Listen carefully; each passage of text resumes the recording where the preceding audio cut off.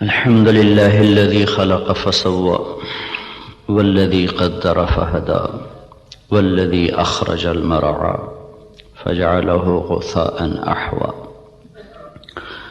الحمد لله الذي خلق الخلائق بإرادته ودحى الأرض بمشيته واستوى على العرش بقوته.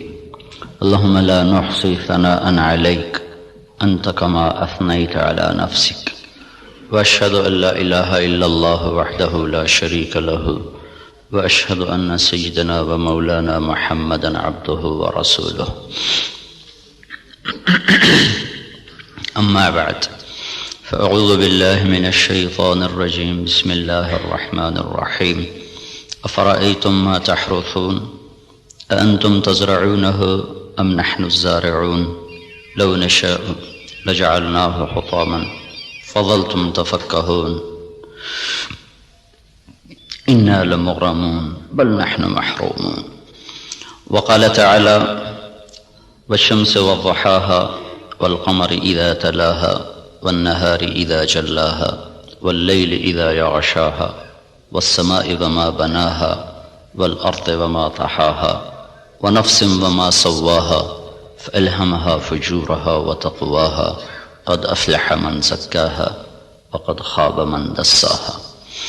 وقال النبي صلى الله تبارك وتعالى عليه وسلم: ألا فاعملوا وأنتم من الله على حذر واعلموا أنكم معروضون على أعمالكم فمن يعمل مثقال ذرة خيرا يره ومن يعمل مثقال ذرة شرا يره، أو كما قال صلی اللہ تبارک و تعالی علیہ وسلم.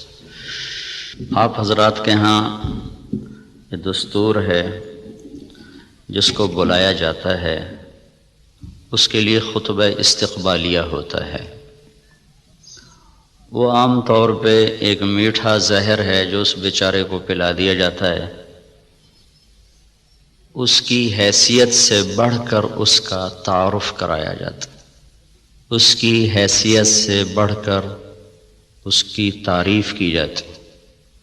وہ پھر یہ سمجھنے لگتا ہے شاید میں واقعی ایسا ہی ہوں، پھر وہ اللہ کی نظروں سے گرنا شروع ہو جاتا ہے. اس لیے میں یہ ایک بات تو آپ سب حضرات کی خدمت میں عرض کروں گا. آج تو اللہ کو کوئی نہیں جانتا، میں کون ہوں جسے ہر کوئی جانتا ہے؟ کہ مولانا طارق جمیل تعارف کے محتاج نہیں. میں تو ایک گندے نطفے سے بنا ہوا انسان، کل کو مٹی آج بھی مٹی، مٹ جانے والی شے. آج کی دنیا تو ایسی غفلت کی دنیا ہے کہ اللہ کوئی نہیں پہچانتا.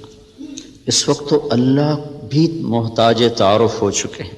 محتاج کا لفظ میرے آپ کے لیے نہ کہ اللہ کی ذات، کہ اللہ تو ہر چیز سے پاک ذات ہے، لیکن جو اس کو مانتے ہیں آج وہ بھی اللہ کو نہیں جانتے کہ اللہ کون ہے.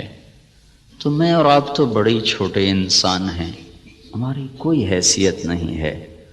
تعارف ضرور کروایا جائے پر بڑے نپے تلے الفاظ کے ساتھ، جس سے اگلے کا مزاج خراب نہ ہو، بلکہ وہ بھی اپنی حیثیت میں رہے، اپنے دائرے میں رہے. ہمارے استاد صاحب رحمۃ اللہ علیہ جن سے بخاری پڑھی، وہ فرمایا کرتے تھے علم کی دو قسمیں ہیں. ایک وہ جو کسی کے ذریعے سے حاصل ہو، اس کو کہتے ہیں حصولی، حاصل ہوا. ایک وہ جو میں خود جانتا ہوں، اسے کہتے ہیں وجودی. وزن میں وجودی علم کی طاقت حصولی علم سے زیادہ ہوتی ہے. ایک چیز میں خود دیکھ رہا ہوں، ایک بتا رہا ہے، دونوں میں فرق ہے. شنیدہ کیبون مانند دیدہ، یہ ایک فارسی کی مثال ہے. اسی کو عربی میں لیس الخبر کالمعاینہ، دیکھا سنا برابر نہیں ہے. تو علم وجودی کی طاقت حصولی سے زیادہ ہوتی ہے، سوائے ایک جگہ کے.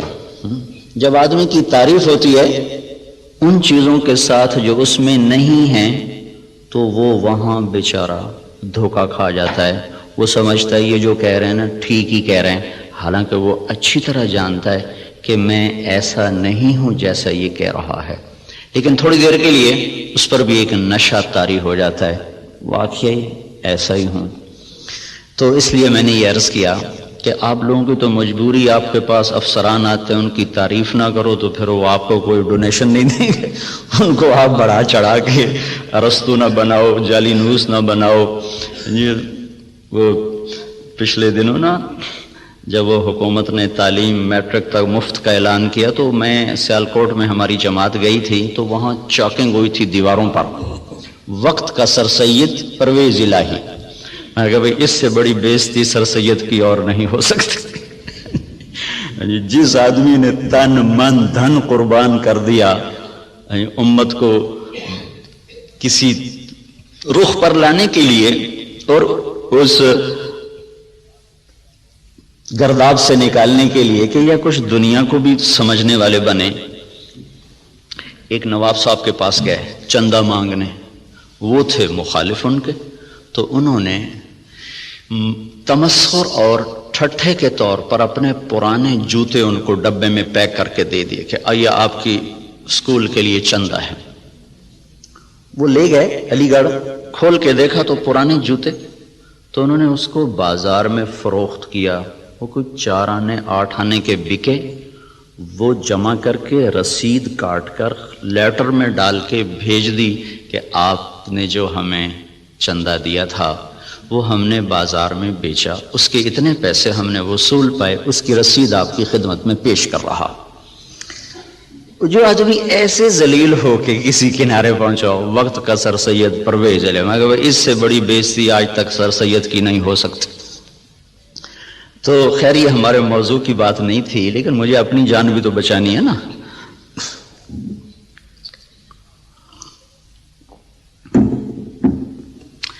اللہ تبارک و تعالیٰ نے ہمیں ایک ذہن دیا ہے۔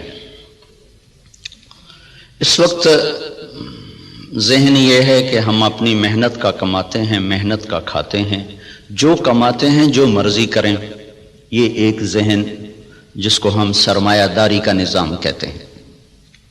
یہ 1925 میں ایک شخص پیدا ہوا تھا وہاں گلاسکو کا، اس نے یہ نظریہ دیا تھا، اس نے کتاب لکھی دی دی ویلتھ آف نیشن، تو اس میں اس نے یہ نظریہ دیا تھا کہ آدمی کو کمانے میں آزاد ہونا چاہیے، جو جیسے مرضی کمائے، اس سے مال کی دوڑ لگے گی اور لوگوں کے پاس سرمایہ وافر ہو جائے گا۔ ایڈورڈ سمتھ اس کا نام تھا۔ اس کے مقابلے میں ایک نظریہ تھا جو کارل مارکس نے دیا کہ سب کچھ نیشن کا ہے، حکومت کا ہے، کسی کا کوئی حق کوئی نہیں، حکومت اس کو صحیح طور پر تقسیم کرے گی۔ یہ 2 غلط نظریے دنیا میں چلے، ایک ختم ہو گیا، ایک قریب المرگ ہے، ختم ہونے پر ہے۔ اسلام اس کے بیچ میں لاتا ہے، وَكَانَ بَيْنَ ذَلِكَ قَوَامًا، وہ درمیان میں لاتا ہے، وہ ملکیت اللہ کی ثابت کرتا ہے، نہ میری نہ حکومت کی۔ الملک للہ۔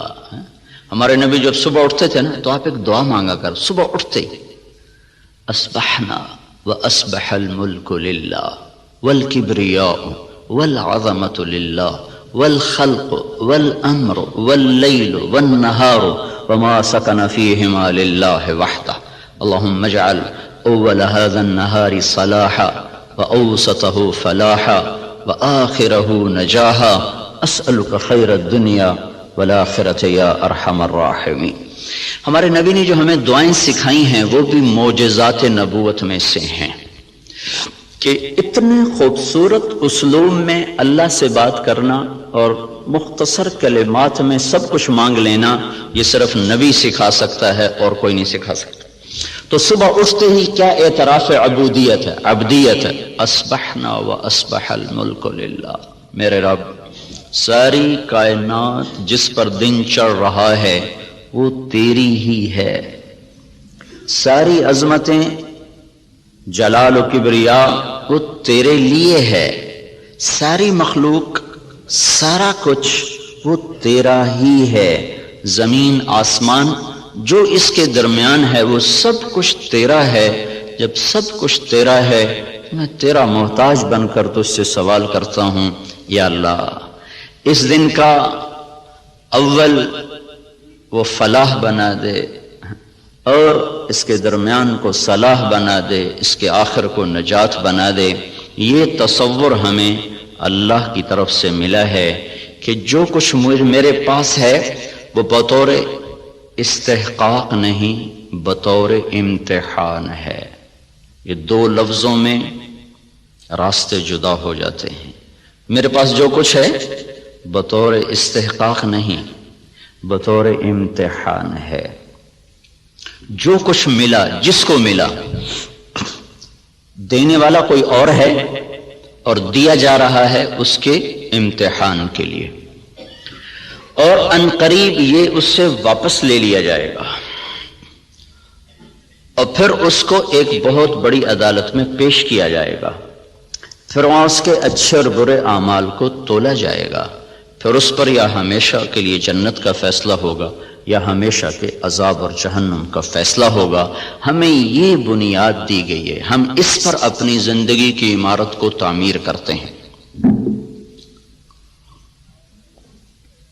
وہ بادشاہ وقت بھی ہے تو اگر وہ دین کو سمجھتا ہے تو وہ کبھی یہ دعویٰ نہیں کرے گا کہ ملک میرا ہے۔ یہ دعویٰ فرعونی ذہن کے لوگ کرتے ہیں، الیس لی ملک مصر وہذہ الانہار تجری من تحتی افلا تبصرون، مصر میرا ہے، نہریں میری ہیں، میں جو چاہے مرضی کروں۔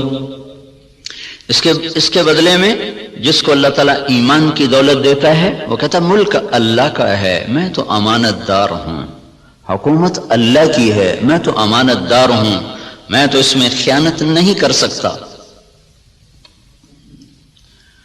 عمر بن عبدالعزیز کے بچوں نے ماں سے کہا کپڑے چاہیے، عید آ رہی، انہوں نے خامند سے کہا، اور عمر بن عبدالعزیز 3 بر اعظم پر حکمران ہیں، میں بیت المال ایسا بھرا کہ نہ بعد میں کبھی بھرا نہ پہلے کبھی بھرا۔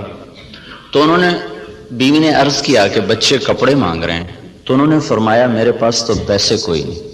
اس سے پہلے خلفاء نے خزانے کو استعمال کیا جیسے چاہا، انہوں نے اپنا سمجھ لیا تھا، دھوکہ کھا گئے۔ ایک ایمان والا آیا، اللہ سے ڈرنے والا آیا، اس نے کہا الملک للہ، کہا فاطمہ یہ تو دولت میری نہیں ہے، یہ تو امانت ہے، میرے پاس پیسے نہیں، میں کپڑے کہاں سے لے کر دوں؟ بیوی نے کہا اگلے مہینے کی تنخواہ ایڈوانس لو، میں اس سے کپڑے سی لوں گی، روٹی کا خرچہ میں گھر بیٹھے مزدوری کر کے نکال لوں گی۔ چلنے گئے، ہاں یہ میں کر سکتا ہوں۔ تو انہوں نے اپنے خزانچی کو بلا کے فرمایا کہ ہمیں اگلے مہینے کا خرچہ، اگلے مہینے کی تنخواہ ہمیں ایڈوانس دے دی جائے۔ تو خزانچی نے کہا آپ مجھے اگلا مہینہ زندہ رہنے کی ضمانت دے دیں، میں آپ کو تنخواہ دے دیتا ہوں۔ تو وہ چپ کر کے واپس آ گئے اور اپنی بیوی سے کہا فاطمہ، یہ فاطمہ عبد الملک کی بیٹی ہے، یہ عورت دنیاوی نسبت کے لحاظ سے اس جیسی معزز خاتون دنیا میں آج تک نہیں آئی، آئندہ کوئی آئے جائے تو پتہ نہیں، آج تک دنیاوی نسبت کے لحاظ سے اس خاتون جیسی کوئی عورت نہیں پیدا ہوئی۔ اس کا دادا بادشاہ تھا، اس کا باپ عبد الملک بادشاہ تھا، اس کے 4 بھائی ولید، سلیمان، یزید، ہشام، چاروں بادشاہ بنے، اس کا خامد عمر بن عبدالعزیز وہ بادشاہ بنا۔ یہ عورت 7 نسبتوں سے شہزادی تھی، دادے سے لے کر باپ، 4 بھائی، خامد، ایسی نسبت کی عورت آج تک نہیں پیدا ہوئی۔ اس سے فرمایا فاطمہ بچوں سے کہہ دو کہ تمہارا باپ کپڑے لے کے نہیں دے سکتا، الملک للہ، ملک اللہ کا ہے۔ جب عید ملنے کے لیے خاندان کے لوگ آئے، بنو امیہ بڑے زوردار لوگ گزرے ہیں، تو جب لوگ آئے تو خاندان کے لوگ آئے تو بچے بھی ملنے کے لیے آئے، تو ان کے وہی خستہ حال کپڑے تھے۔ تو عمر کہنے لگے بیٹو تمہیں آج صدمہ تو ہوگا کہ تمہارے باپ نے تمہیں کپڑے لے کر نہیں دیے، اور آج تم اوروں کے سامنے کھڑے ہونے میں کچھ سبکی محسوس کر رہے ہو۔ تو ان کے بیٹے نے کہا عبد الملک نے کہ نہیں ابا جان، آج ہم عزت محسوس کر رہے ہیں کہ ہمارے باپ نے خیانت نہیں کی، ہم آج عزت محسوس کر رہے ہیں، ہمارے باپ نے خیانت نہیں کی۔ تو یہ نظریہ اسلام ہے کہ ملک اللہ کا ہے، جو کچھ دیتا ہے اللہ دیتا ہے، اور وہ بطور امتحان دیتا ہے، اور ہم اس میں امین ہیں، ہم اس میں امین ہیں، اور اس کو ہم ایسے استعمال کریں گے جیسے اللہ چاہتا ہے۔ ہم اسے ایسے استعمال نہیں کر سکتے جس سے میرا اللہ ناراض ہو یا اللہ کا رسول ناراض ہو۔ اور اس کے سامنے مجھے شرمندگی اٹھانی پڑے۔ اسی کو اس آیت میں بیان کیا گیا، افرأیتم ما تحرثون، یہ جو تم ریسرچ کر رہے ہو، اانتم تزرعونہ ام نحن الزارعون، یہ تمہارا اللہ تمہیں راہیں سجاتا ہے کہ تم اپنی طاقت سے کرتے ہو؟ یہ وہی نظریہ کہ جو کچھ ہے اللہ کا ہے، بھئی ہماری کوشش ہے اس کو برابر کرنے والا، اس کو پھل دینے والا وہ اللہ ہے۔ اانتم تزرعونہ، بولو تم ہو یہ زراعت کرنے والے، ام نحن الزارعون، یا ہم ہیں زراعت کرنے والے۔ ان اللہ فالق الحب والنوا، کسی سائنسدان میں یہ طاقت ہے کہ زمین میں پڑے ہوئے دانے کو پھاڑ کے دکھا دے؟ کسی میں یہ طاقت ہے کہ وہ جڑوں کو اپنے حکم کے ساتھ چلانا شروع کرے اور تنے کو اپنی طاقت سے اٹھانا شروع کرے؟ کسی میں یہ طاقت ہے کہ وہ زمین کی رگوں سے غذا کو سمیٹ کر درخت کو پہنچائے اور پھر اس کے اندر رنگ بھرے، اس کے اندر ذائقے بھرے، اس کے اندر مٹھاس بھرے اور اس کے اندر تاثیرات کو بھرے، اس کے اوپر چھلکے کو لائے، کسی کو کاشوں میں بھر دے، کسی کو دانوں میں بھر دے، کسی کو میں گٹھلی بنا دے، کسی کو بن گٹھلی کے بنا دے، کسی میں مٹھاس ڈال دے، کسی میں کھٹاس ڈال دے؟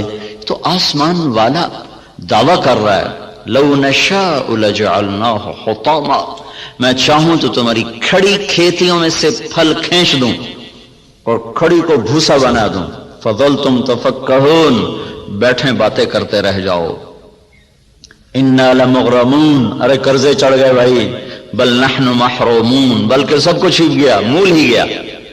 تو یہ ہمیں نظریہ قرآن دیتا ہے کہ ہم جو کچھ کرتے ہیں وہ اللہ کی امانت ہے، تائید ربانی شامل حال ہے، اللہ کا ہم ساتھ ہے، تب یہ قدم ہمارے اٹھتے ہیں۔ اس نظریے والے کی تحقیق اور ریسرچ پر بھی وہی کچھ ہوتا ہے جو ایک کافر کی ریسرچ پر ہوتا ہے۔ تو فرق کیا ہے اس نظریے کے ساتھ ایوب ریسرچ آنا اور اللہ کے انکار کے ساتھ کسی لیبارٹری میں جانا؟ نتیجہ تو دونوں کو اللہ دے دیتا ہے، اس کو بھی دے دیتا ہے، اس کو بھی دے دیتا ہے۔ تو لیکن اس کا فرق کیا ہے؟ اس کا فرق پڑتا ہے عملی زندگی میں کہ جو آدمی اپنا سب کچھ کر کے چلتا ہے پھر وہ آزاد ہو کے چلتا ہے، وہ اپنی ترتیب زندگی میں نہ اللہ کو پہچانتا ہے نہ اس کے رسول کو پہچانتا ہے، اور جو اسے اللہ کی امانت سمجھ کے چلتا ہے اس کی ترجیحات تبدیل ہو جاتی، وہ اللہ اس کے رسول کو سامنے رکھ کر چلتا ہے اور وہ آخرت میں جواب دہ ہونے کے احساس سے چلتا ہے۔ یہ دو سوچ ترجیحات کو تبدیل کر دیتی ہے، ان کی سوچ اور طرف چلی جاتی ہے، وہ حرص و ہوس کے بندے بن جاتے ہیں، اللہ اس کے رسول سے غافل ہو جاتے ہیں۔ یہ قدم قدم پہ لرز لرز کے چلتا ہے، کانپ کانپ چلتا ہے۔ یہ عملی زندگی میں پھر یہ نظریہ طاقتور بن کے انسانیت کو صحیح رخ پر لاتا ہے، جو آپ کے ڈاکٹر صاحب نے فرمایا کہ ہم ذلت و پستی کا شکار ہیں۔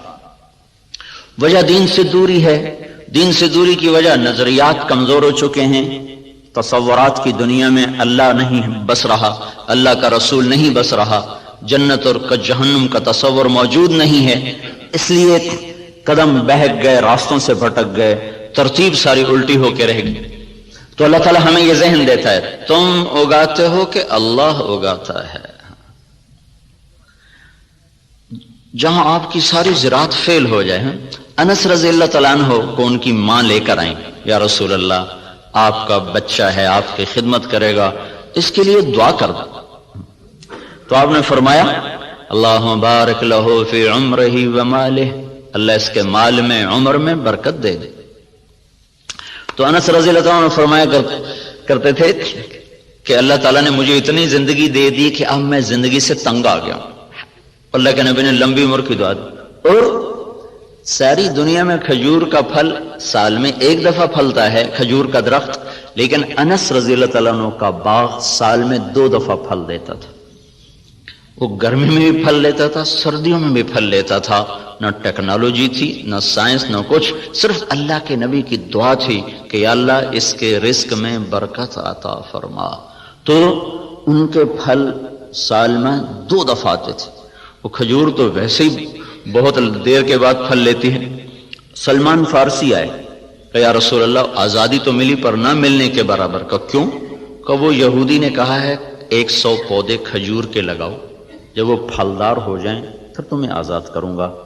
اب کھجور جلدی پھل لینے میں آ جاتی ہے، وہ تو وہی دور تھا جو پرانے زمانے کی کھجوریں تھی جو چڑھ کوئی 10 سال کے بعد پھل دینا شروع کرتی تھی۔ تو میری آزادی تو پھر نہ ہونے کے برابر کہ اچھا چلو مجھے لے چلو۔ 3-4 سال پہلے وہ جگہ میں دیکھنے گیا تھا جہاں وہ باغ تھا، انہوں نے باڑ لگائی ہوئی ہے، اس کے چاروں طرف باغ تو نہیں ہے، وہ خالی جگہ ہے وہاں موجود۔ تو آپ نے کھجور اٹھاتے اور لگا دیتے، کھجور اٹھاتے لگا دیتے، سال کے اندر اندر ساری کھجوریں بڑھ کے پھل دینے لگے، صرف 1 سال میں۔ ایک کھجور اٹک گئی، کہا یا رسول اللہ ایک کھجور نہیں اٹکی، کہا کیا ہوا؟ تو حضرت عمر بولے یا رسول اللہ وہ میں نے لگائی تھی۔ کہ تیرا بھلا ہو جائے، تو نے کیوں لگائی تھی؟ پھر آپ تشریف لے گئے، پھر آپ نے اپنے ہاتھ سے لگایا، سال کے اندر وہ پھلدار ہو گئی۔ اب یہاں ساری سائنس بھی فیل ہے، ٹیکنالوجی بھی فیل ہے۔ اَأَنْتُمْ تَزْرَعُونَهُ أَمْ نَحْنُ الزَّارِعُونَ، تم اگاتے ہو کہ تمہارا اللہ اگاتا ہے، تم زراعت کرتے ہو کہ تمہارا اللہ کرتا ہے۔ زراعت کو پانی کے ساتھ جوڑا ہے تو اللہ تعالیٰ فرمایا أَفَرَأَيْتُمُ الْمَاءَ الَّذِي تَشْرَبُونَ أَأَنْتُمْ أَنزَلْتُمُوهُ مِنَ الْمُزْنِ أَمْ نَحْنُ الْمُنزِلُونَ، یہ پانی تم بارش کا برساتے ہو کہ تمہارا اللہ برساتا ہے۔ بارش نہ ہو تو آپ مجھ سے زیادہ جانتے ہیں کہ زمین کا پانی، دریاؤں کا پانی وہ تاثیر نہیں رکھتا جو اللہ نے بارش کے پانی میں تاثیر رکھی۔ زندگیوں کو زندگی مل جاتی ہے۔ وَتَرَى الْأَرْضَ حَامِدًا وَتَرَى الْأَرْضَ خَاشِعًا، 2 لفظ قرآن استعمال کرتا ہے۔ زمین کو دیکھو وہ ایسے پھٹی پڑی ہوتی ہے، حامدہ، اس کا ظاہر ختم ہو چکا ہوتا ہے۔ وَتَرَى الْأَرْضَ خَاشِعًا، اندر باہر سے زمین برباد ہوتی ہے۔ تو پھر ایک دم اللہ تعالیٰ آسمان سے پانی برساتا ہے، جب آسمان سے پانی اترتا ہے اہتزت وربت وانبتت من کل زوج بہیج، تو بارش سے زمین وجد میں آ جاتی ہے، رقص میں آ جاتی ہے۔ اہتزت جیسے خوشی سے لوگ جھومنے لگتے ہیں، ایسے جب تمہارا رب آسمان سے بارش برساتا ہے تو زمین خوشی سے جھومنے لگتی ہے کہ اللہ تعالیٰ اس میں وہ کچھ اتارتا ہے جو انسان کے بس میں نہیں ہے۔ تو زراعت کے نیچے پانی کو اللہ تعالیٰ لے کر آئیں کہ یہ تم نے اتارا کہ تمہارے رب نے اتارا۔ لو نشاء جعلناہ اجاجا، اگر میں چاہوں تو دنیا کے سارے میٹھے پانی کو کڑوا کر دوں تو پھر کیا کرو گے؟ کہاں سے لاؤ گے پانی؟ تو آج کل تو ٹیکنالوجی کا دور ہے نا، کوئی کہہ سکتا ہے کہ ہم پلانٹ لگا لیں گے، میٹھا بنانا شروع کر دیں گے، پانی میٹھا شروع کر دیں گے۔ تو اسی ذہن کے لیے اللہ تعالیٰ نے ایک آیت اور اتاری ہوئی ہے، قل ارأیتم ان اصبح ماؤکم غورا فمن یاتیکم بماء معین، مجھے بتاؤ جب میں تمہارا پانی ہی ختم کر دوں تو کہاں سے لاؤ گے؟ ویسے ہی ختم کر دے۔ ان اصبح ماؤکم غورا، ایک قلعہ فتح نہیں ہو رہا تھا ملک شاہ کے زمانے میں، لمبا زمانہ گزر گیا، قلعہ نہیں فتح ہوا، پہاڑی پر تھا۔ ایک صبح اٹھے تو سارے شہر والوں نے سفید جھنڈے لہرائے ہوئے دروازے کھول دیے۔ کیا ہوا بھائی؟ رات کو نظام الملک جو وزیر تھا، وزارت کے لحاظ سے شہرت پانے والوں میں اسلامی تاریخ میں نظام الملک کا نام قیامت تک رہے گا، بہت اعلیٰ درجے کی صفات کا حامل اور ایسی وزارت کی کہ آج تک اس کی مثالیں دی جاتی ہیں۔ وہ سالار لشکر تھا، جب وہ تنگ آ گیا نا تو اس نے رات کو اٹھ کے دعا کی، یا اللہ ہم سے نہیں فتح ہو رہا، تو راستہ کھول دے۔ صبح قلعے کے دروازے کھول کے لوگ نیچے اتر آئے، کہا جی ہم ہتھیار ڈالتے۔ کیا ہوا؟ کہ رات میں سارے شہر کا پانی خشک ہو گیا، ایک قطرہ پانی کوئی نہیں، ایک بوند پانی کوئی نہیں۔ دھنس ان اصبح ماؤکم غورا، پانی کو دھنسا دوں، کہاں سے لاؤ گے؟ اور دھنسے کو نکال دے۔ حدیبیہ پر جب پہنچے 1400 آدمی، کنواں خشک، وہ پانی ختم۔ وہ تو حادثہ پیش آ گیا کہ انہوں نے اندر جانے سے روک دے، وہ تو مکے جانے کی تیاری کر آئے تھے، راستے میں روک دیے گئے، پانی ختم ہو گیا۔ تو یا رسول اللہ پانی ختم ہے کیا کریں؟ تو آپ نے کہا کوئی تھوڑا بہت ہو تو لاؤ۔ تو ایک آدمی تھوڑا سا پانی لے کر آیا، تو آپ نے منہ میں ڈال کے خشک کنویں میں کلی کی تو کنویں کا پانی ابلتا ہوا باہر اٹھتے اٹھتے اٹھتے اوپر تک آ گیا. خشک کو اٹھا دیا، کھڑے کو دھنسا دیا.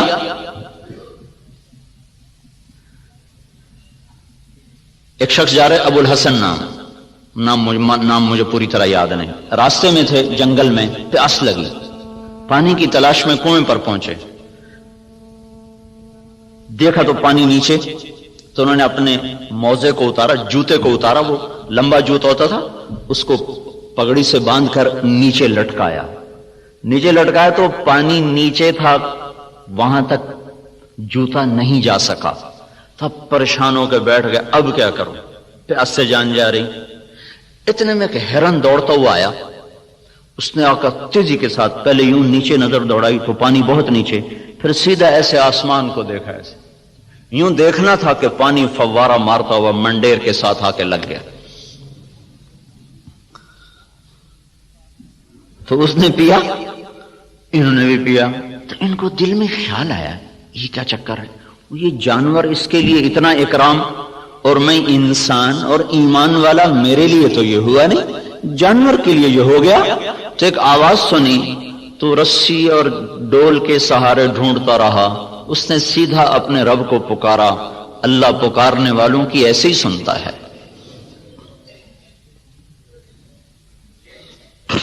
تو یہ چیز ہمیں ایک راستہ دیتی ہے کہ ہمارے سوچ کے، تحقیق کے، ترتیب کے انداز اور ہیں. اللہ تعالیٰ جن چیزوں کو ہمارے اوپر لازم کرے گا انہیں ہمیں کرنا ہوگا. نماز اذان کے بعد بھی ڈاکٹر صاحب دفتر میں بیٹھے ہوں، ریسرچ کر رہے ہوں، تو یہ ساری ریسرچ زہر حلاحل ہے. اب اس کا انسانی خدمت سے تعلق ختم ہو چکا ہے. اللہ کی ندا کے بعد بھی تحقیق چل رہی ہو، اللہ کی صدا کے بعد بھی دفتر چل رہا ہو، تو یہ ساری برکتیں اپنے ساتھ لے کے چلا جائے گا. اب ہمارے لیے حکم ہے بند اذان باہر دینے کا حکم ہے. مسجد کے اندر اذان دینا مکروہ ہے. باہر بلال رضی اللہ تعالیٰ عنہ مسجد کے ساتھ ایک کوٹھا تھا، ایک صحابی کا گھر تھا، اس کی چھت پہ چڑھ کے اذان دیا کرتے تھے کہ اذان باہر کی زندگی کو معطل کرنے کے لیے ہے اور مسجد کی زندگی کو آباد کرنے کے لیے ہے. حی علی الصلاۃ کے بعد اب نہ کوئی دکاندار، نہ کوئی تاجر، نہ زمیندار، نہ کوئی مرد، نہ کوئی عورت، جو جہاں پر ہے اسے حکم ہے کہ ہاتھ اٹھا لے اور چلے اس رب کی طرف جو کہہ رہا ہے حی علی الصلاۃ، آؤ نماز کی طرف. یہاں کیا ملے گا؟ یہاں تو ہم بہت کچھ کام کر رہے ہیں، لوگوں کی خدمت کر رہے ہیں، ریسرچ کر رہے ہیں، یہاں کیا ملے گا؟ تو اس سوال کا جواب اگلے دو جملوں میں دیا گیا، حی علی الفلاح، آؤ یہیں سے کامیابی ملے گی. میں چند دن پہلے گیا تھا، ذرا یونیورسٹی وائن کو قصہ سنایا تھا. ابن سینا رحمت اللہ علیہ، وہ طب کی دنیا میں یعنی نبی کہلاتے ہیں کہ ان پر طب کا الہام ہوتا تھا. اس شخص کا بنایا ہوا نظام طب اور اس کے قوانین آج بھی معتبر اور مستند سمجھے جاتے ہیں. 600-700 برس پہلے وہ شخص گزرا ہے جب اتنے آلات نہیں تھے، لیکن اس شخص میں ایک صفت تھی، جب کسی مسئلے میں اٹک جاتے تھے اور نہیں سمجھ میں آتا تھا تو چھوڑ کے نفل کی نیت باندھ کے کھڑے ہو جاتے اور سجدے میں سر رکھ کر کہتے اے رب میرے اوپر اس مسئلے کو واضح فرما دے. سجدے میں پڑھ نفل کی نیت باندھ کے سجدوں میں سر رکھ، اے میرے رب میں جاہل ہوں، میرے اوپر اس چیز کو منکشف فرما. پھر 1 دفعہ 2 دفعہ 3 دفعہ کرتے کرتے کرتے کرتے مانگتے مانگتے کا وہ چیزیں ان پر کھلتی تھیں. اور ایسا وہ لوگوں کو فن دے کر گئے ہیں کہ آج بھی ان کے فن کو تسلیم کیا جاتا ہے اتنی تحقیقات کے باوجود بھی. تو آپ بھائی بہت بڑے کام میں لگے ہوئے ہیں، بہت بڑی ضرورت پوری کرنے میں لگے ہوئے ہیں. زراعت فرض کفایہ ہے، تجارت جائز ہے، تجارت کرنا جائز اور زراعت کرنا فرض کفایہ. اگر لوگ تجارت چھوڑ دیں تو گناہگار نہیں ہوں گے، لیکن اگر سارا طبقہ زراعت چھوڑ دے تو گناہگار ہو جائیں گے. علامہ خزائی رحمت اللہ علیہ نے لکھا ہے کہ زراعت کے چھوڑ دینے سے لوگ گناہگار ہو جائیں. یہ فرض کفایہ، جیسے جنازہ سارے چھوڑ دیں تو مجرم ہو جائیں گے. تو زراعت فرض کفایہ ہے. بہترین مال وہ پالتو گھوڑا ہے اور قطاروں میں لگے ہوئے درخت ہیں. قطاروں میں لگے ہوئے درخت سے مراد باغ ہے. سب سے بہترین رزق جو اللہ تعالیٰ کسی کو دیتا ہے وہ گھوڑا اور باغ ہے. اور آپ نے فرمایا جب اللہ تعالیٰ نے معیشت کو اتارا، معیشت کو جب آسمان سے اتارا تو برکت کو کھیتی اور بکریوں میں رکھ دیا. جب اللہ تعالیٰ نے معیشت کو آسمان سے اتارا تو برکت کو کھیتی اور بکریوں میں رکھ دیا. سعد بن معاذ رضی اللہ تعالیٰ عنہ تشریف لائے تو آپ نے دیکھا ان کے ہاتھوں پر وہ کسی چلانے کے نشان پڑے ہوئے تھے. تو آپ نے کہا سعد کیا ہے یہ؟ کہا جی یہ کسی کے نشان ہے، میں زمین کھودتا ہوں، گوڑی کرتا ہوں. گوڑی کرتے نا زمانے میں ہاتھوں سے کرنا، تو یا رسول اللہ وہ میں خود کرتا ہوں، اس کے کرنے کی وجہ سے یہ میرے نشان پڑ گئے ہیں. بچوں کی روٹی کماتا ہوں. تو آپ نے ان کا ہاتھ لے کر ایسے چوما اور کہا اس ہاتھ پر جہنم کی آگ حرام ہے.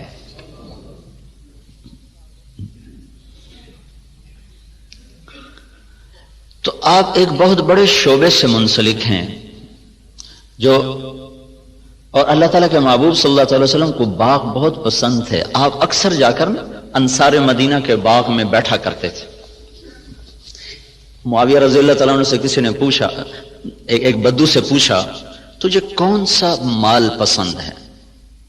کہنے لگا چشمہ ہو عین خوارہ وعرض خرارہ، چشمہ ہو ابلتا ہوا، زمین ہو سرسبز، او نعجۃ صفراء فی قطعۃ خضراء، یا بکریاں ہوں اور ساتھ سرسبز چراگاہ ہو، یا کھجوروں کا باغ ہو اور اس کی چھاؤں ہو.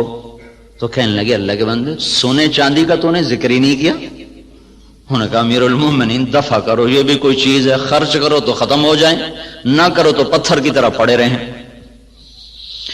تو اللہ تعالیٰ کے محبوب صلی اللہ تعالی علیہ وسلم نے ان ہاتھوں کو چوما کہ ان پر جہنم کی آگ حرام ہے. اور معاویہ رضی اللہ تعالیٰ عنہ اتنی بڑی زراعت تھی کہ ان کے کھیت میں 5 لاکھ من گندم ہوتی تھی. جس زمانے میں یہ ایسی اقسام تیار نہیں ہوئی تھیں کہ جو ایکڑ میں 50 من ہو اور ایکڑ میں 60 من ہو. وہ ایک پرانی ہم نے بھی تھوڑی سی رکھی ہوئی ہے باپ دادے کی 591، وہ بس ہم اپنے کھانے کے لیے 2 ایکڑ کاشت کر لیتے ہیں، 15-20 من 1 ایکڑ سے وہ ہوتی. یہ اقسام نہیں تھی اور اس کے باوجود 5 لاکھ من گندم ان کے فارم سے نکالی جاتی تھی. اور عمر رضی اللہ تعالیٰ عنہ جب خلیفہ بنے تو انہوں نے اپنے ساتھ تھوڑا بہت اپنا کام کرتے تھے، تو چلتے چلتے چلتے ان کی سالانہ جو آمدن تھی وہ 40,000 اونٹ تھے. 40,000 اونٹ عمر رضی اللہ تعالیٰ عنہ کے سارا سال وہ چراگاہوں میں چرتے رہتے تھے اور روزانہ 20 اونٹ ذبح کر کے مہمانوں کو کھلایا کرتے تھے. اور خود مہینے میں 1 دن گوشت کھاتے تھے، اپنی ذات کے لیے مہینے میں 1 دن گوشت، اور مہمانوں کے لیے روزانہ کا دستور تھا. 20 اونٹ روزانہ ذبح ہوتے تھے اور لوگوں کو کھلایا جاتا تھا. تو اب یہ تحقیق اور ریسرچ تو سب کچھ ہے اور بڑی جان بھی لگ رہی ہے، اور خود ہم دیکھ رہے ہیں کہ ہماری 5 من کپاس ہوتی تھی اب وہی 30 من ہو رہی ہے، 35 من تک چلی جاتی ہے. ہماری 15-20 من گندم ہوتی تھی، وہ 60 من تک خود میرے اپنی زمین میں نکلی ہے. اوسط کے لحاظ سے تو نہیں، لیکن 2, 4, 10 ایکڑ ایسے ہر دفعہ دیکھے کہ ان میں 60 من تک گندم چلی گئی، 100 من تک مکی چلی گئی ہے. لیکن وہ جو ڈاکٹر صاحب نے بات کی تھی کہ ذلت تو ساتھ نہیں چھوڑ رہی، وہ تو اسی طرح چھائی ہوئی ہے. اتنی فراوانی کے باوجود ذلت سروں سے جائی نہیں رہی کہ اس کے لیے ایک اور نظام ہے، اس کے لیے اور اسباب ہیں. اس ریسرچ و تحقیق و تدقیق کے ساتھ ایک نظام اور ہے، وہ ہے اللہ اس کے رسول کی پسندیدہ ترتیب زندگی کو بھی سیکھنا اور اس کو بھی اپنی زندگی میں شامل کرنا اور اس کو لے کر ساری دنیا میں پھرنا. اس امت کا جو کام ہے وہ ساری دنیا کے انسانوں کو اللہ کا تعارف کروانا اور اللہ کے دین کی طرف بلانا ہے۔ وہ پہلو ہمارا بالکل خالی ہو گیا ہے۔ میں مکہ میں تھا تو مجھے ایک ملے، اس کے پی ایچ ڈی تھے ارضیات کے، ایک جگہ کھانے پہ ان سے ملاقات، وہ مجھ سے کہنے لگے آپ کے پاکستان کی جو زمین ہے ساری دنیا میں ایسی زمین کسی ملک کے پاس نہیں ہے، جو اللہ تعالیٰ نے قدرتی اس کے اندر صفات رکھی ہیں، دنیا کے کسی خطے میں یہ صفات موجود نہیں۔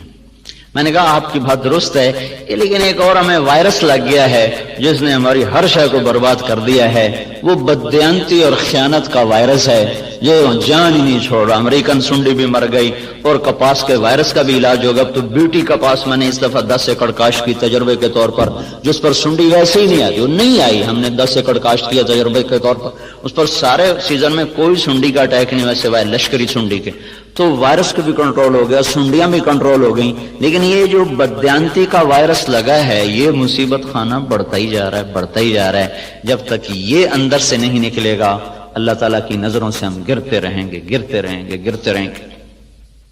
کہ محبوب پاک صلی اللہ تعالی علیہ وسلم کا ارشاد ہے اذا اتخذ الفیء دولا، جب میری امت میں حکومت کے افسران بددیانت ہو جائیں گے اور حکومت کے خزانے کو خود لوٹنا شروع کر دیں گے، والامانۃ مغنما، اور عوام الناس بھی بددیانت ہو جائیں گے، جس کے پاس امانت رکھی جائے گی وہ کھا جائے گا، والزکاۃ مغرما، اور مالدار لوگ بخیل ہو جائیں گے اور زکوٰۃ دینا چھوڑ دیں گے، وتعلم لغیر الدین، اور جب میری امت کے علماء کا رخ اللہ کی طرف بڑھنے کی بجائے بادشاہوں کی طرف بڑھنا شروع ہو جائے گا اور علم دین کو اللہ کی بجائے دنیا کے لیے حاصل کیا جانے لگے گا، وَأَطَاعَ الرَّجُلُ زَوْجَتَهُ، اور لوگ بیویوں کے فرما بردار ہو جائیں گے، وَعَقَّ أُمَّهُ، اور ماؤں کے نافرمان ہو جائیں گے، اور ادنا صدیقہ، دوست کو دیکھ کر باہیں پھیلا کر گلے سے لگائیں گے، وَأَقْصَى أَبَاهُ، باپ کو دیکھ کر ان کو دھکا دے کے راستے سے ہٹا دیں گے،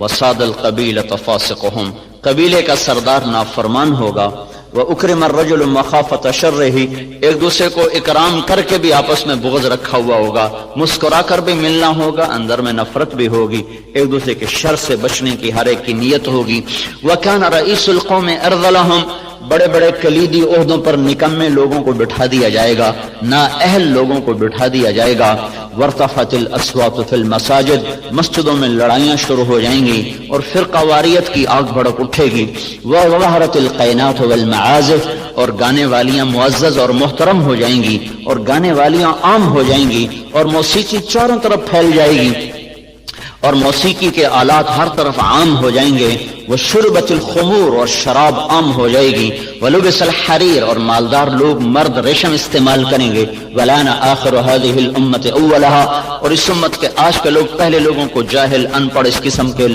اس کے القابات سے نوازیں گے۔ جب میری امت میں یہ سب کچھ ہوگا، جب یہ سب کچھ ہوگا تو پھر کوئی دوا کارگر نہیں، کوئی طبیب کارگر نہیں، کوئی تدبیر سرے نہ پہنچے گی۔ پھر کیا ہوگا؟ فَلْيَرْتَقِبُوا عِنْدَ ذَلِكَ رِيحًا حَمْرَاءَ وَزَلْزَلَةً وَمَسْخًا وَقَذْفًا وَخَسْفًا وَآيَاتٍ مُتَتَابِعَاتٍ، پھر میری امت پر زلزلے آئیں گے، پھر میری امت پر ہوائیں پاگل بن کے ٹوٹ پڑیں گی، پھر ان کو زمین میں دھسا دیا جائے گا، پھر ان پر پتھروں کی بارش ہوگی، پھر ان پر اوپر نیچے عذاب کے کوڑے برسیں گے، اس طرح عذاب آئیں گے جیسے تسبیح ٹوٹ جائے اور اس کے دانے ٹپ ٹپ ٹپ گرتے ہیں، ایسے اوپر نیچے اللہ کی طرف سے تنبیہات کا ایک نظام چلے گا۔ جب تک ان برائیوں سے یہ نکلیں گے نہیں، اس وقت تک انہیں کوئی اللہ کے ہاں عزت نہیں دلا سکتا، نہ یہ دنیا بنا سکتے نہ یہ آخرت بنا سکتے۔ کافر اور ہم میں فرق ہے، وہ جو مرضی کریں، اگر وہ دنیا کے اسباب کو ٹھیک استعمال کر لیں گے تو اللہ ان کے حق میں نتیجہ دے دے گا۔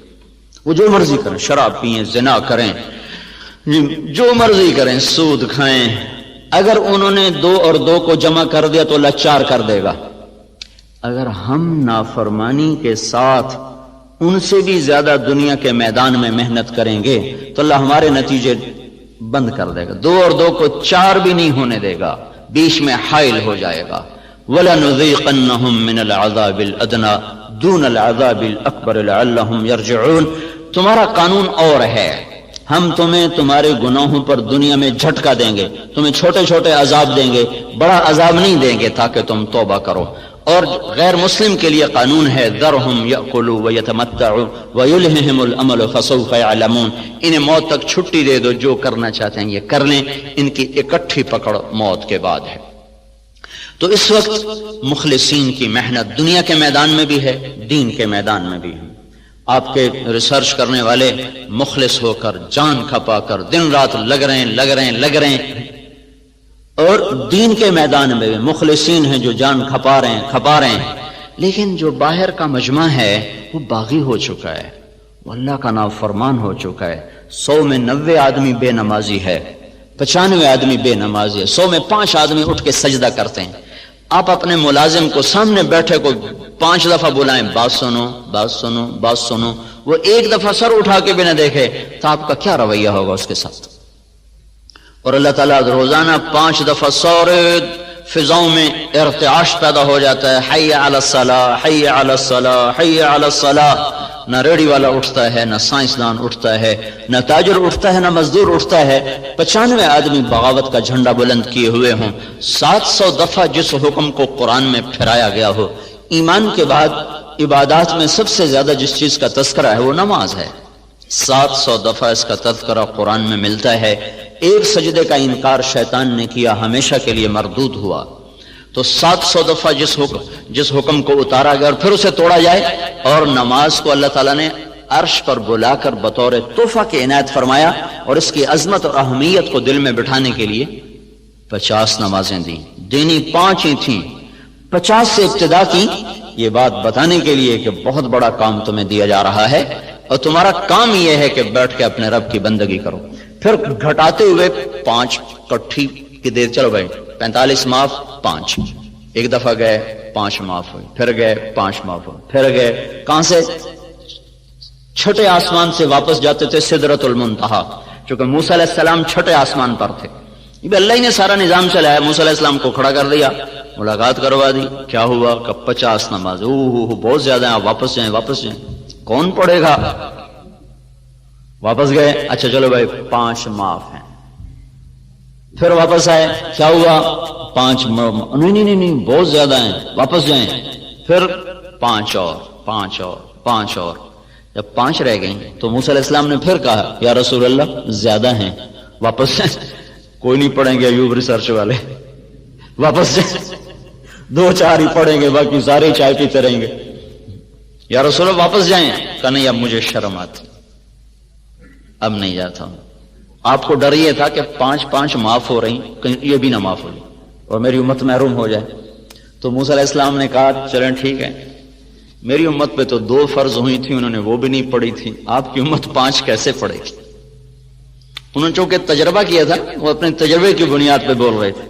بنو اسرائیل پہ 2 نمازیں فرض تھی، فجر کی 2 رکعت، عصر کی 2 رکعت بس، باقی نفل کو جتنے مرضی پڑھے 2 نماز، اور اس میں رکوع کوئی نہیں تھا، اللہ اکبر سیدھا سجدے میں، اور اس میں تلاوت کوئی نہیں تھی، جو کہ اپنی کتاب تو یاد ہی نہیں کر سکتے تھے، تورات زبور انجیل نے مٹ جانا تھا تو اللہ نے اس کا نظام ایسا بنایا کہ اس کو یاد کو نہیں کر سکتا تھا، تو لہٰذا ان کی نماز میں تسبیح ہوتی تھی، سبحان اللہ سبحان اللہ سبحان اللہ، جو بھی ان کی زبان میں تھا، الحمدللہ اللہ اکبر، وہ تسبیح پڑھتے رہتے تھے اور پھر سیدھے سجدے میں چلے جاتے تھے۔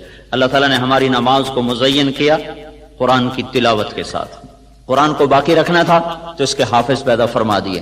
دنیا میں واحد کتاب ہے جو بن سمجھے یاد کی جاتی ہے، بن سمجھے یاد کرائی جاتی ہے، یاد کرنے والا بچہ ہے پاکستانی جس کو پتہ ہی نہیں میں کیا یاد کر رہا ہوں، یاد کرانے والا استاد قاری ہے جس نے عربی کو نہیں پڑھا، اسے کچھ پتہ نہیں میں کیا یاد کرا رہا ہوں، اور اس کی تنخواہ اتنی تھوڑی ہے کہ وہ بیمار ہو جائے تو نزلے کی دوا بھی اپنی تنخواہ میں سے نہیں لے سکتا، اس کے بچے کی شادی ہو تو اپنی تنخواہ میں 1 جوڑا کپڑے لے کر اپنی بیٹی کو نہیں دے سکتا، اتنی قلیل تنخواہ کے ساتھ وہ اپنے آپ کو چٹائی کے ساتھ سی کر بیٹھا ہوا ہے، اور ساری زندگی اس کی ایک کمرے میں گزر جاتی ہے، درسگاہ سے گھر، گھر سے درسگاہ، اتنی بڑی مشقت پر اس کو کس نے آمادہ کیا ہے؟ یہ آسمان کا غیبی نظام ہے جس نے قلوب کو مسخر کر دیا ہے، اور ایک طبقہ یاد کر رہا ہے، دوسرا یاد کرا رہا ہے، جب روس میں کمیونسٹ عروج پر تھے، برزنف کا دور تھا، تو 1982 میں میں گیا تھا انگلینڈ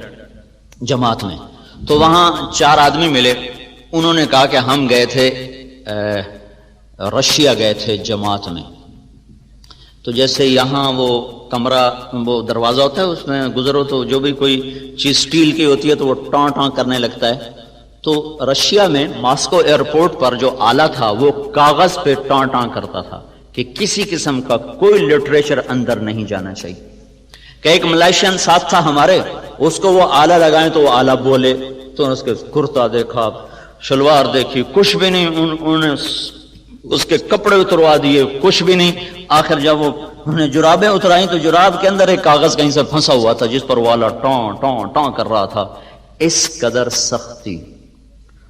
لیکن میرے رب کا نظام کیا ہے کہ ہم ایک جگہ تھے تو ایک بچے نے ہمارا بازو پکڑا، پہلے اس نے دائیں بائیں دیکھا کوئی ہے تو نہیں، کوئی نہیں تھا، تو اس نے بازو پکڑا اور لے کے کمرے میں گیا اور دروازے بند کر کے کنڈیاں لگا کے میرے سامنے بیٹھ کر قرآن پڑھنا شروع کر دی زبانی، اور پھر مجھ سے کہنے لگا اشارے میں کہ تو بھی سنا، تو میں کہ مجھے تو آتا نہیں، وہی 10 صورتیں آتی ہیں، تو کہنے لگے پھر ہم نے وہاں پوچھا کہ آپ لوگوں نے قرآن کو کیسے باقی رکھا، تو انہوں نے کہا کہ جب ہم پر یہ ہوا 1917 میں لینن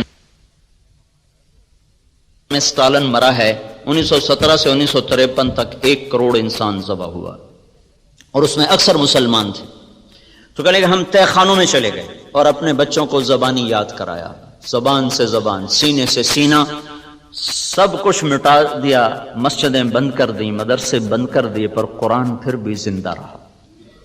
تو اللہ تعالیٰ نے ہمیں نماز عطا فرمائی جس میں قرآن کی تلاوت ہے، اب جتنی مرضی لمبی نماز ہو، اگر قرآن سے ذرا بھی ذوق ہو تو طبیعت تنگ نہ پڑے گی۔ عبد الرحمن تیمی فرماتے ہیں میں حرم میں بیٹھا تھا مکے میں، عثمان رضی اللہ تعالیٰ عنہ تشریف لائے، امیر المومنین تھے اس وقت، حج کا موسم، وہ آئے، ان کے داڑھی سے وضو کا پانی ٹپک رہا تھا، ہاتھ میں جوتا تھا، ایک طرف جوتا رکھا اور میرے برابر نیت باندھ کے کھڑے ہو گئے، اللہ اکبر، کہنے لگے مجھے جستجو ہو گئی دیکھو کیا پڑھیں، تو انہوں نے الف لام میم سے شروع کر دیا، پہلی رکعت الف لام میم، سورت بقرہ گئی، آل عمران گئی، نساء گئی، مائدہ گئی، چلتے چلتے میں نے کہا یہ کہاں جا کے رکوع کریں گے، والناس پہ جا کے رکوع کیا، ایک رکعت میں سارا ہی قرآن پڑھ دی، دوسری رکعت کے لیے بھی کچھ نہیں بچا کے رکھا، ایک رکعت میں سارا قرآن۔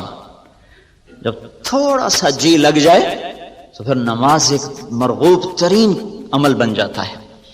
جب نماز کا وقت ہوتا تو ہمارے نبی فرماتے بلال ارحنا بہا، ارے اذان دے مجھے راحت پہنچا، مجھے راحت پہنچا، جعلت قرۃ عینی فی الصلاۃ، میری آنکھوں کی ٹھنڈک ہے نماز۔ عربی زبان میں جب لذت اپنے انتہا پر پہنچے تو اسے قرۃ العین سے تعبیر کیا جاتا ہے، تو آپ نے فرمایا میری آنکھوں کی ٹھنڈک نماز ہے۔ اتنا لمبا سجدہ فرماتے تھے تہجد میں کہ عائشہ رضی اللہ تعالیٰ عنہ متعدد دفعہ سوچ میں پڑ جاتی کہیں انتقال تو نہیں ہو گیا، کہیں وصال تو نہیں ہو گیا۔ اتنا لمبا قیام فرماتے تھے کہ پنڈلیاں سوج کر پھٹ جاتی تھیں اور ان میں سے خون بہنا شروع ہو جاتا تھا۔ چلو ہم اتنے لمبے سجدے دیں، پر اذان پر ایوب ریسرچ بند تو ہو جائے، کلرک سے لے کر پی ایچ ڈی تک سارے نماز کے لیے مسجد میں موجود ہوں کہ یا اللہ بس تیرے در پر آ گئے، حاضر ہیں۔ یہ نماز ایک بہت بڑا عمل ہے جو انسانیت کو صراط مستقیم پر لاتا ہے۔ جتنی نماز میں طاقت پیدا ہو جاتی ہے اتنا ہی اس کے زندگی درست ہونا شروع ہو جاتی ہے۔ بیمار بیج کا پودا بھی تو بیمار ہی نکلتا ہے، صحت مند بیج کا پودا بھی صحت مند ہوتا ہے۔ نمازیوں کی 5 قسمیں ہیں، ابن القیم رحمۃ اللہ علیہ نے لکھی ہیں۔ ایک نمازی وہ ہے جو پڑھتا بھی ہے چھوڑتا بھی ہے، 3 بھی پڑھ لیتا ہے، 5 بھی پڑھ لیتا ہے، 2 بھی پڑھ لیتا ہے، ساری چھوڑ دیتا ہے، ساری پڑھ لیتا ہے، نہ اس کو بے نمازی کہہ سکتے ہیں نہ اس کو پکا نمازی کہہ سکتے ہیں، اس کو جہنم میں پھینکا جائے گا، یہ متہاون ہے، متہاون۔ فویل للمصلین الذین هم عن صلاتهم ساہون، ویل ہے ان نمازیوں کے لیے، لفظ نمازی آیا ہے تو بے نمازی اس سے مراد نہیں ہے۔ کون سے نمازی؟ جو اپنی نماز سے غافل ہیں، پڑھی پڑھی نہ پڑھی نہ پڑھی، آگے کر دی پیچھے کر دی، قضا کر دی، سفر میں ہیں جی کوئی نہیں گھر جاتے کٹھی پڑھ لیں گے، اس قسم کے جو نماز کے ساتھ اونچ نیچ ہوتی ہے، ان کے لیے ویل ہے۔ ویل، ویل کیا بلا ہے؟ ایک ترجمہ تو ہے بربادی، اور ایک ترجمہ ہے یہ ایک وادی ہے جس وادی کا ایک ایک بچھو خچر کے برابر بڑا ہے، جو ایک دفعہ ڈستا ہے تو 40 سال تک آدمی اس سے تڑپتا رہتا ہے۔ تو ایک تو وہ ہیں جو کبھی پڑھ لیتے ہیں کبھی چھوڑ دیتے ہیں، مرضی کے ہیں، تو ان کو بے نمازی والی پکڑ تو نہیں ہوگی، لیکن جائیں گے یہ بھی آگ میں۔ اس شخص کی نماز اس کی زندگی کو نہیں بدلے گی۔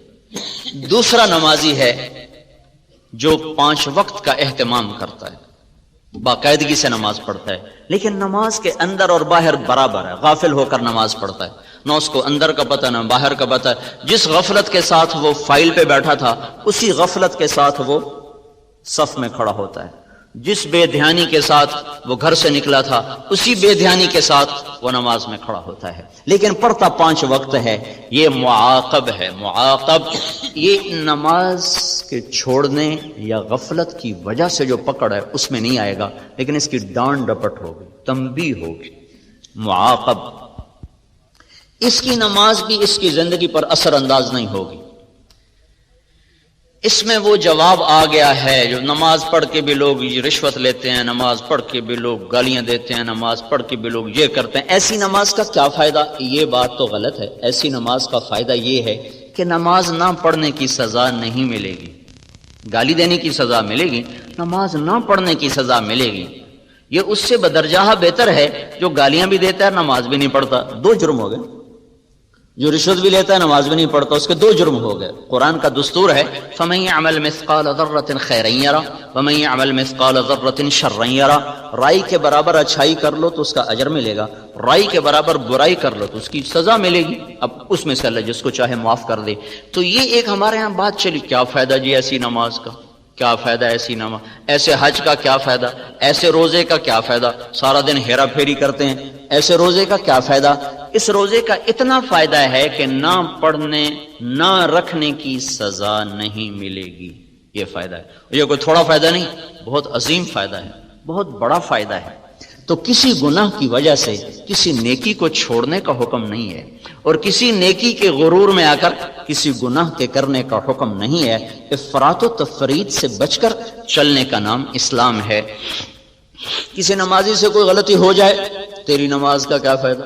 کوئی داڑھی والا غلطی کر لے تو داڑھی رکھ کے جھوٹ بولتا ہے، تو میں کہتا ہوں داڑھی منڈانے سے پھر جھوٹ بولنا حلال ہو جاتا ہے؟ وہ ساڑھی تا جی خیر ہے، تسی داڑھی رکھ کے جھوٹ بولی جاندے ہو، کیوں؟ تیرا کلمہ میرا کوئی وکھرا ہے؟ بھائی جھوٹ کا حرام ہونا داڑھی کی وجہ سے تو نہیں، جھوٹ کا حرام ہونا تو کلمے کی وجہ سے ہے۔ سچ کی پابندی داڑھی کی وجہ سے نہیں ہے، سچ کی پابندی تو کلمے کی وجہ سے۔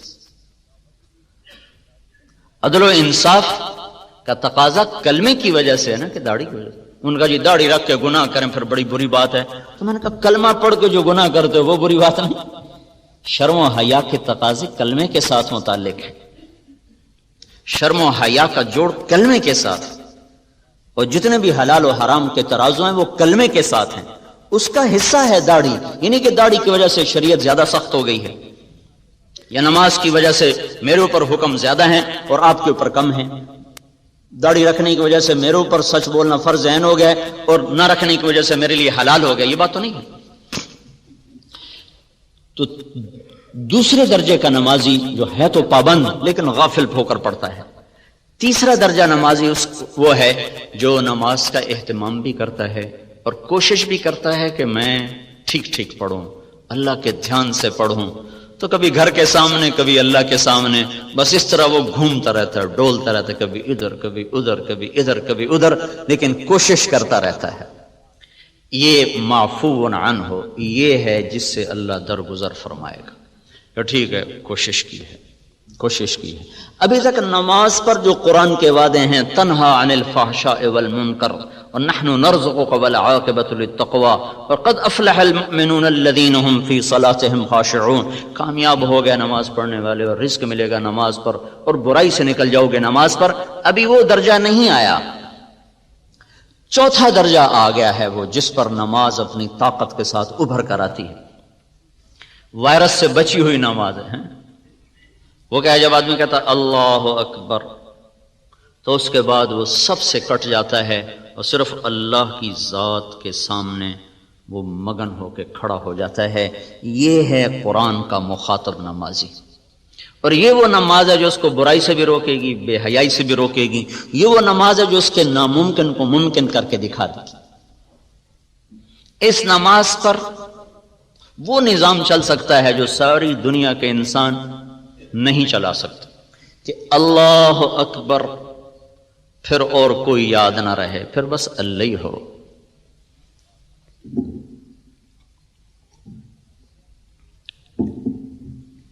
عروہ بن زبیر رضی اللہ تعالیٰ عنہ کا پھوڑا نکلا ہے پاؤں میں، وہ آگے بڑھنا شروع ہوا تو طبیب نے کہا کاٹنا پڑے گا ورنہ یہ سارا زہر پھیل جائے گا. تو کہنے لگے کاٹ دو. ان کا پھر آپ کوئی نشہ پی لیں تاکہ کاٹ دیں. تو انہوں نے فرمایا ایمان اور نشہ ایک پیٹ میں کبھی جمع نہیں ہو سکتا. جس پیٹ میں نشہ جاتا ہے اس سے ایمان نکل جاتا ہے. میں نماز شروع کرتا ہوں تم کاٹ لینا. تو ایسے بیٹھ کر انہوں نے پاؤں یوں کر کے پھیلا دیا اور نماز کی نیت باندھ کے بیٹھ گئے. تو اس زمانے میں وہ تیز دھار آلے سے کاٹتے تھے، پھر اس پر گرم تیل پھینکتے تھے تاکہ سارے اوپر والے زخم جل جائیں اور خون بہنا بند ہو جائے.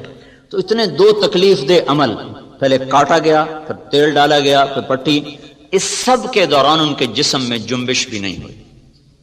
سلام پھیرنے کے بعد فرمانے لگے مجھے کچھ پتہ نہیں چلا تم نے کب کاٹا اور کیسے کاٹا.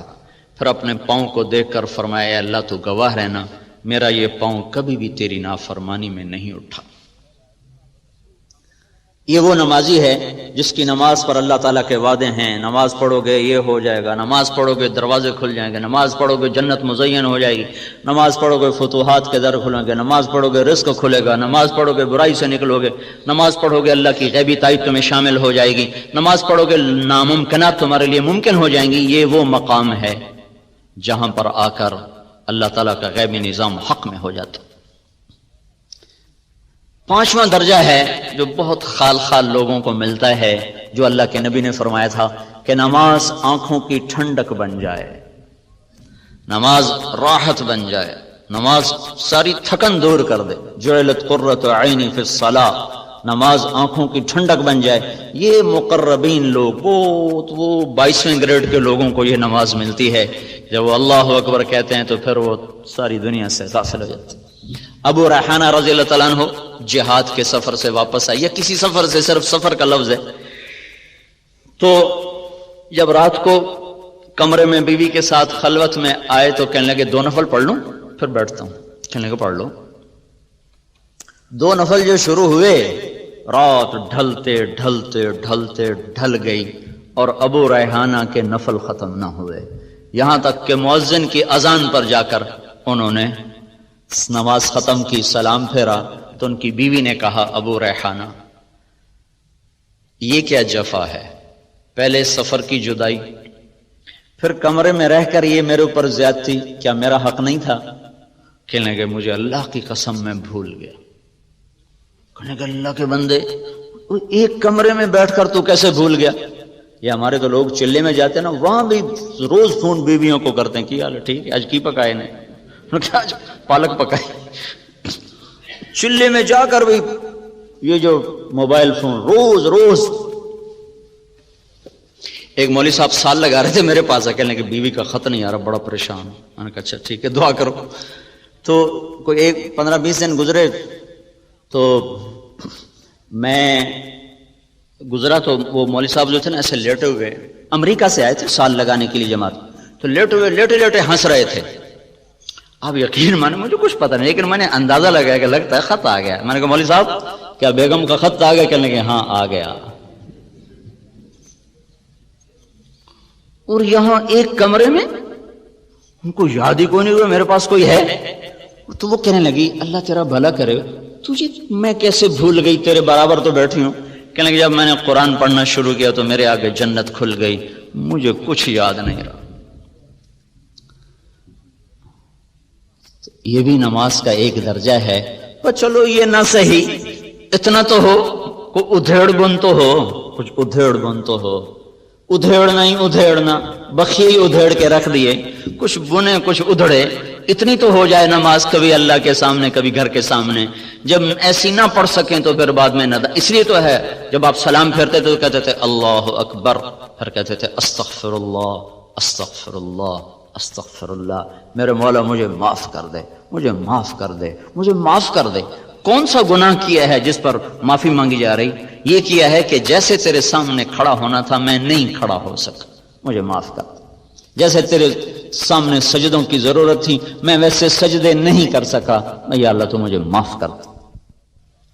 تو اللہ تعالیٰ آپ کو وہ سجائے گا، وہ علم آپ پر کھولے گا کہ جیسے آج کا یہاں کا بڑا ڈاکٹر وہ ہے جو یورپ سے امریکہ سے ڈگری لے کر آ رہا ہو، پھر ایک وقت آپ اپنی آنکھوں سے دیکھیں گے کہ وہاں سے دنیا اڑ اڑ کر آئے گی اور آپ سے سیکھے گی کہ ہمیں بھی بتاؤ.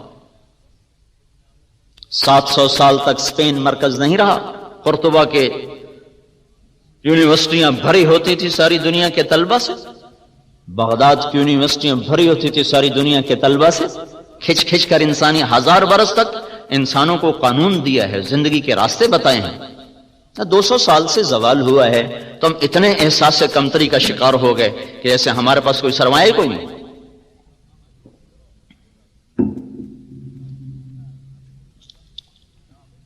تو میرے بھائیوں، ان جو میں نے 15 باتیں اللہ کے محبوب کی بتائیں، جب یہ باتیں امت میں آ جائیں تو ان پر مخلصین بھی ہوں، موحدین بھی ہوں، مصدقین بھی ہوں، جان کھپانے والے بھی ہوں، جب تک معاشرے کا رخ اللہ کی طرف نہیں پھرتا تو یہ ساری محنتیں ان کو اجر ملے گا. معاشرے کا رخ خیر کی طرف پھرے بغیر اللہ کا غیبی نظام ہمارے حق میں نہیں ہو سکتا. تو 95% معاشرہ تو باغی ہے. تو ایسے معاشرے کو جیسے کھرے بیج کی تلاش ضروری ہے، کھرے انسان بنانے بھی ضروری ہیں. صرف بیج بنانے سے کام نہیں بنے گا، اس کے ساتھ ساتھ انسانوں کو بنانا بھی ضروری ہے. تبلیغ میں یہ ایک تصور دیا جا رہا ہے انقلاب کا کہ اللہ تعالیٰ نے دین کو، کلمے کو ہمیشہ جو قرآن میں تشبیہ دی ہے نا، وہ دی ہے کبھی درخت کے ساتھ کبھی باغ کے ساتھ.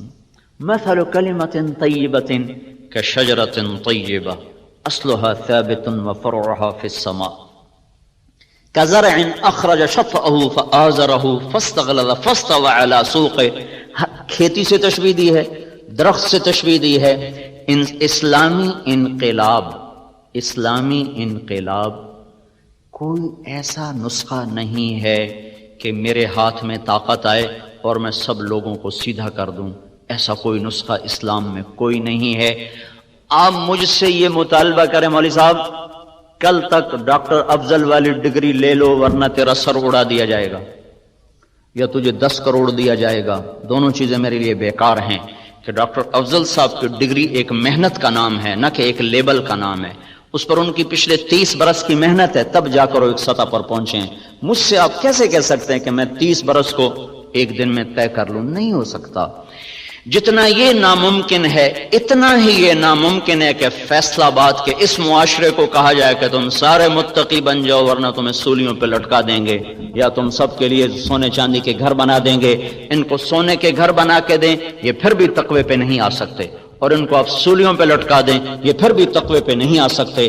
کہ تقوی کسی لیبل کا نام نہیں ہے، تقوی ایک صفت ہے جو محنت کرتے کرتے بسیار سفر باید تا پختہ شود خامے، ایک لمبے سفر کے بعد یہ چیز حاصل ہوتی ہے.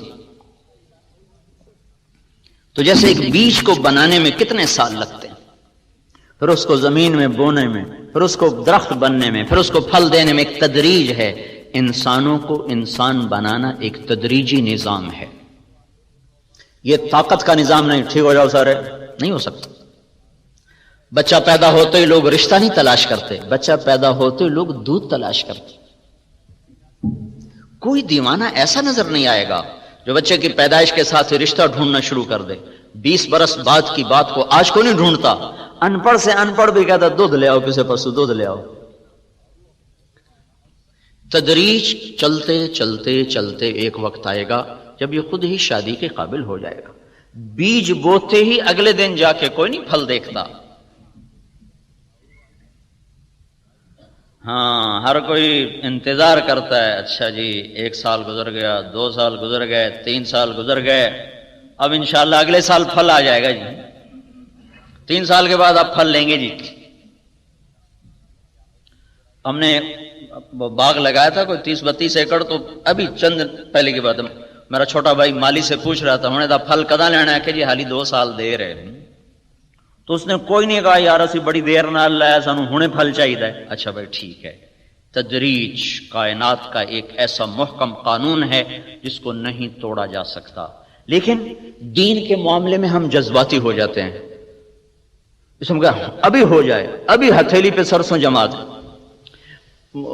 راواں میرے گاؤں کے ساتھ ہی قصبہ ہے راواں، تو وہاں میں جماعت میں گیا تھا، تو ایک وہاں صاحب تھے، وہ بڑے جوش میں آ گئے، تم تبلیغ والے بالکل تمہارے اندر نہ کوئی ایمانی غیرت ہے، میرے ہاتھ میں طاقت دو، میں ایک دن میں سب کو سیدھا کر دوں، تمہارے پاس اتنے لوگ اکٹھے ہو گئے، تم سارے اسلام آباد کا رخ کر دو تو انقلاب آ جائے گا، تم کیا ایسے لوگ اکٹھے کرتے ہو چلے جاتے ہیں، میرے ہاتھ میں طاقت ہو، میں سب کو ایک دن میں سیدھا کر دوں۔ بیچ میں ایک آدمی بولا میاں صاحب تھوڑے پوتر نماز پڑھ دینا، کہ وہ تو کوئی نہیں پڑھ دے کہ پہلے انہوں نے تو پڑھا لو، ڈنڈے سے تو اولاد نہیں مانتی۔ میں جب اسکول میں تھا سینٹرل ماڈل 69 تک میں رہا، 64 سے 69 تک میٹرک وہیں سے کیا تھا، 6 سے 10، تو ہمارے ایک وارڈن آ گئے تھے ہاسٹل کے، طالب حسین مرحوم، بڑے نیک استاد تھے، لیکن اس وقت ہماری سوچ فاسد، تو ہمیں بالکل زہر لگتے تھے۔ انہوں نے نماز کو لازمی قرار دے دیا، حاضری ہوتی تھی مغرب کی نماز میں اور عشاء کی نماز، 2 نمازوں میں حاضری ہوتی تھی۔ تو عشاء کی نماز ہو رہی تھی، میں سب سے پچھلی صف میں کھڑا تھا، میرے برابر میں ایک لڑکا مرید کے کا آ کے کھڑا، میرا روم میٹ تھا، 1 سال مجھ سے پیچھے تھا، تو اس نے آ کر نماز کی نیت باندھی، 4 رکعت نماز فرض عشاء واسطے طالب حسین دے، اللہ اکبر۔ ہاں جی، وہ میری نماز بھی ٹوٹ گئی، اور میں کہا ایک ہی کیتا ہے کہ میں تو طالب حسین دی پڑھدا پیا، رب دی تو پڑھدا کوئی۔ تو ہم لوگ جو کہتے ہیں حکومت تم تبلیغ والے ایسے بس مری مری باتیں کرتے ہو، ڈنڈا ہاتھ میں سب کو سیدھا کر، وہ ایسے سیدھے ہوں گے جیسے وہ سیدھا ہوا تھا، واسطے طالب حسین دے، اللہ اکبر۔ افراد کو بنانا پڑتا ہے، حکم سے نہیں بنتے، افراد تیار کیے جاتے ہیں، اور ہر اینٹ کو الگ الگ پکایا جاتا ہے، ہر اینٹ الگ الگ آگ مانگتی ہے، تب جا کر وہ تیار ہوتی ہے، پھر جا کر وہ دیوار پہ لگتی ہے۔ ایسے ہی معاشرے کو ایمانی اصولوں پر لانے کے لیے ہر مرد عورت پر الگ محنت کرنا ہوگی، ورنہ اللہ نبیوں کو شروع میں دے دیتا معجزے، پھونک مارتے سارے ٹھیک ہو جاتے۔ معجزات نہیں دیے گئے، معجزات دیے گئے قوت کو بتانے کے لیے، ایسا کوئی معجزہ نہیں دیا گیا کہ ایک نظر ڈالیں اور سارے ایمان لیں۔ اللہ کے نبی سے بڑھ کر کس کی نظر ہوگی؟ چونکہ ہمارے ہاں ایک تو جہالت ہے، اور جہالت کا علاج کوئی نہیں، سارے مرض کا علاج ہے، پر جہالت کا علاج کوئی نہیں۔ اور ہم ہندوازم سے آئے اسلام میں تو جوگ کا ایک تصور ہے، ان کے کرتب، ان کے کرشمے اور ان کی وہ عجیب و غریب حرکات سکنات، اسی پر ہم ولایت کو بھی تولتے چلے گئے۔ اور کچھ ہمارے ہاں چونکہ علم حدیث کا نہ کوئی پہچان ہے، نہ معرفت ہے، نہ قرآن سے مناسبت ہے، تو جس نے جو لکھ دیا وہ یہ ڈائجسٹوں نے، کچے پکے رسالوں نے انسانی عقائد کو بہت زیادہ متاثر کیا۔ کہجی وہ تو ہکے نظر نال بیڑے پار ہو جاندے، ہکے نظر نال بندہ کنارے لگ جائے۔ میں کہ چلو ہکے نظر نال کوئی بی تو بنا دیو، ہکے نظر نال کوئی ڈاکٹر افضل تو بنا دیو، ہک نظر پائی تو ڈاکٹر شعیب بن گیا، چلو بھائی۔ کل کہیں کوئی دیکھا کہ ایک نظر سے ڈاکٹر شعیب جیسا محنتی آدمی اور محقق پیدا ہو جائے؟ یا آپ سارے ماشاءاللہ اپنے لائن کے ماہر لوگ بیٹھے ہوئے، آپ کی زندگیاں لگ گئیں، تب جا کے ایک دولت نصیب ہوئی۔ دین اس سے کھربوں گنا قیمتی دولت ہے۔ ایک نظر سے اللہ دے سکتا ہے کسی کو؟ اللہ کے محبوب سے بڑی نظر کس کی ہوگی؟ اللہ کے محبوب سے طاقتور تاثیر صحبت کس کی ہوگی؟ اور آپ کو کتنی تمنا تھی کہ قریش میری قوم ایمان لے آئے، قوم نے نکالا، ایمان نہیں لائے۔ 250 آدمی ٹوٹل مسلمان تھے جب آپ مکہ چھوڑ کر تشریف لے، 250 ٹوٹل، 13 برس کی محنت میں 250 آدمی۔ یہ زمانہ کرشمات کا نہیں ہے، معجزات کا نہیں ہے، اسباب کا جہان ہے، انسان بنانے پڑتے ہیں۔ اور انسان بنتا ہے مسجد میں جا کر۔ مسجد ہے جو انسان کو انسان بناتی ہے، مسجد کی زندگی، مسجد کا ماحول ہے جو انسان کو انسان بناتا ہے، جس سے لیبارٹری میں آ کر سائنس کھلتی ہے، مسجد میں جا کر انسانیت کھلتی ہے۔ یہ پہلا گھر اللہ نے زمین پر بنایا تو مسجد کو، ان اول بیت وضع للناس للذی ببکۃ مبارکا، پہلا گھر جو ہم نے زمین پہ بنایا ہے وہ بیت اللہ کو بنایا ہے، مسجد کو بنایا۔ ہمارے نبی جب مدینے میں گئے سب سے پہلے قباء میں گئے تو مسجد بنائی، مدینے میں پہنچے تو مسجد کو بنایا، پھر امت کا تعلق مسجد کے ساتھ جوڑا۔ یہ تعلق انسانوں کو انسان بناتا ہے۔ تو بھائی تبلیغ کا تصور انقلاب یہ ہے کہ ایک ایک دانے کو بنایا جائے، اور دانے کو طاقت سے نہیں بڑھایا جاتا، دانا اپنے قدرتی ایک نظام کے ساتھ بڑھتا ہے، پھر خود بخود وہ درخت بن کر اوپر تک چلا جاتا ہے۔ ایسے ہی انسانوں کو انسان بنانے کے لیے ایک محنت ہے، جب اس دھارے میں ڈال دیا جاتا ہے تو آہستہ آہستہ آہستہ وہ خود انسانیت کے مراحل کو طے کرتے ہوئے پھلدار بن جاتے ہیں۔ تحریکوں میں شور و شغب ہوتا ہے اور مثبت کام خاموشی سے ہوتے ہیں۔ درخت مثبت کاموں میں یہ فرق ہے، منفی کاموں میں شور ہوتا ہے، ہنگامہ ہوتا ہے، نتیجہ کوئی نہیں ہوتا۔ مثبت کام چپ کر کے ہوتے ہیں، خاموشی سے پھول کھل جاتا ہے اور اپنے آپ مہکنا شروع کر دیتا ہے۔ خاموشی کے ساتھ درخت سایہ دار بن کے پھیل جاتا ہے، روزانہ بڑھتا ہے پر پتہ نہیں چلتا، روزانہ قد آور ہوتا ہے پر شور نہیں ہوتا۔ بچہ ماں کی گود میں روز بڑھتا ہے پر پتہ نہیں چلتا، اور وہ 6 پاؤنڈ کا ہو کر وہ 50 کلو تک چلا جاتا ہے اور پتہ نہیں چلتا، شور نہیں ہوتا۔ مثبت کام ایسے خاموشی کے ساتھ اپنا سفر شروع کرتے ہیں اور وہ ایک زندگی کو اپنی لپیٹ میں لے لیتے ہیں۔ ایک عرصے کے بعد مولانا الیاس صاحب رحمۃ اللہ علیہ نے تحریکی راستوں سے ہٹ کر مثبت راستوں پہ کام شروع کیا۔ 6 بر اعظم میں اللہ نے تبلیغ کی محنت کو متعارف کرا دی۔ یہ میں آپ کو کسی عقیدت کی وجہ سے نہیں کہہ رہا ہوں کہ مجھے دین کا تعارف تبلیغ کے ذریعے سے۔ ہمارا بیک گراؤنڈ ایک ذمہ دار فیملی ہے، اور ایسی فیملی جو لوکل، ہم مہاجر پھر بھی کچھ آئے تھے تو کچھ ان کو سوجھ بوجھ تھی، ہم لوکل پنجاب کے، ہمیں لوگ جانگلی کہتے ہیں، ہم جانگلی لوگ تھے، جنگل میں رہتے۔ مجھے سمجھ میں نہیں آتا تھا لوگ ہمیں جانگلی کیوں کہتے ہیں۔ پھر مجھے پتہ چلا میرے باپ کے انتقال پر نا تعزیت کے لیے ہمارے ایک آیا آدمی، کہاں سے؟ شجاباد ہم سے کوئی 60-70 کلومیٹر نا، وہ یہ وہاڑی سے آگے ہے لڈن، وہ دلتانوں سے ہمارے تعلقات تھے، تو وہاں سے ایک آدمی آیا اونٹ پہ سوار، عمر کتنی تھی؟ 82 سال، اونٹ پہ بیٹھ کر لڈن سے وہ کوئی 50 کلومیٹر کا سفر کر کے آیا۔ مجھ سے کہنے لگا میں تیرے دادے دا نوکر ہوں۔ میں نے پتہ لگ گیا بھائی اللہ بخش مر گیا ہے، میں آیا پرچاون تو میرے ہاتھاں دا بال آئے۔ اس نے یہ عقدہ کھولا کہ یہ سارا جنگل ہوتا تھا اور زمیندارہ کوئی نہیں ہوتا تھا، زمینیں تھی جنگل، اور جنگل میں ہم تمہاری بھینسیں چراتے، گائے چراتے، راوی ہم سے قریب ہے، کم صبح جاتے تھے شام کو لے کر آتے تھے جنگل میں۔ کہا میں نے یہاں شیر بھی دیکھے ہیں، ہرن بھی دیکھے ہیں، سب کچھ میں نے یہاں دیکھا ہوا ہے۔ تو تم لوگ، اس دن مجھے سمجھ میں آ گئی ہے ہمیں لوگ جانگلی کیوں کہتے ہیں۔ اور فطرت کیا تھی، وہ 82 سال کا ہو گیا تھا۔ میں کہ چاچا ہوں تو بالکل کنارے لگا کھلا، ہوں تو داڑھی رکھ لا، اتنی تیری عمر ہو گئی۔ آکھنا کا پتر رکھ تا لواں، ساری زندگی چوریاں کیتیاں تے ہن توبہ تا کر لئی ہے، پر کسے کسے لے ککڑ حالی بھی لکا لینا تے مڑ میں داڑھی نال لپی گیا تے بڑا بھڑا کام۔ ایسے ہمارے نوکر ہوتے تھے کہ 82 سال کی عمر میں کہا ککڑ حالی میں لکا لینا، ہاتھ چاہ جائے۔ تو ہمیں تو کوئی دینی بیک گراؤنڈ تھا نہیں۔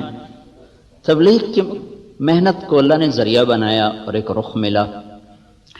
تو اب یہ نہ سمجھے کہ میں اس عقیدت کی وجہ سے تبلیغ کی اہمیت کو بتا رہا ہوں۔ اللہ نے مجھے 6 بر اعظم کا سفر کرایا، اسی دعوت کی نسبت سے کرایا، اور پھر ہر گھاٹ کو دیکھا، چکھا، پیا بھی، اترا بھی۔